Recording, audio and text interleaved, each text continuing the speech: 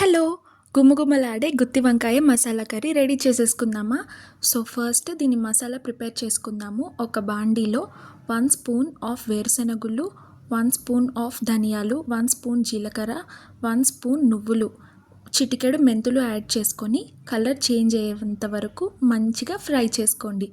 తర్వాత 1 spoon of గసగసాలు add చేసుకోండి. ఇవన్నీ వేసి కొంచెం ఫ్రై అయిన తర్వాత చెక్క, మొగ్గ, లవంగం కూడా యాడ్ చేసుకొని కలర్ చేంజ్ అయ్యి ఫ్లేవర్ అంతా బయటకు వచ్చేలా చేసుకొని ఎండు కొబ్బరి ఒక 3-4 ముక్కలు యాడ్ చేసుకొని ఫ్రై చేసి చల్లార్చుకున్న తర్వాత మిక్సీలో వేసుకొని ఒక అల్లం ముక్క చిన్నది, ఒక 10 వెల్లుల్లి రెబ్బలు, ఒక ఉల్లిపాయని ఇలా కట్ చేసుకొని యాడ్ చేసుకొని పసుపు, ఉప్పు, కారం మీ టేస్ట్కి తగినట్టు యాడ్ చేసుకొని మంచిగా ఒక మసాలా పేస్ట్లా చేసి పక్కన పెట్టుకోండి.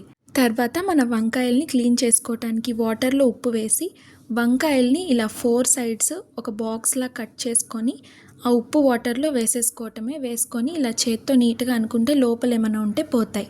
తర్వాత ఒక బాండీలో 3 to 4 table spoons of oil add oil heat అయిన తర్వాత పోపు దినుసులు 1 స్పూన్ ఆఫ్ జీలకర్ర వేసుకొని 3-4 పచ్చిమిర్చి ఇలా చీల్చి వేసుకొని కొంచెం కరివేపాకు, చిటికెడు పసుపు వేసుకొని కాసేపు అయిన తర్వాత మన క్లీన్ చేసి పెట్టుకున్న వంకాయల్ని దీనిలో ఇలా స్లోగా పెట్టేసుకోండి.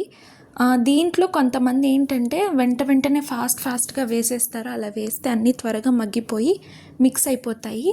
ఇట్లా కొంచెం కలర్ చేంజ్ అయిన తర్వాత మనం చేసి పెట్టుకున్న మసాలా పేస్ట్ ఉంది కదా, అది దీనిలో వేసుకొని వంకాయ అంతా పట్టేలాగా మనం ఇట్లా స్లోగా కలుపుకోవాలి. కొంతమంది దానిలో స్టఫింగ్గా చేస్తారు, దానికన్నా ఇది ఇంకా ఈజీ ప్రాసెస్.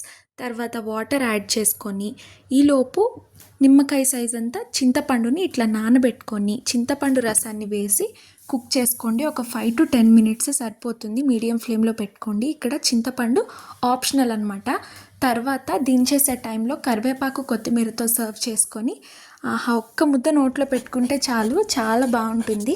ఈ ప్రాసెస్లో ఒక్కసారి ట్రై చేసి ఎలా వచ్చిందో చెప్పండి. I'm signing off for today, మీ అస్లీ.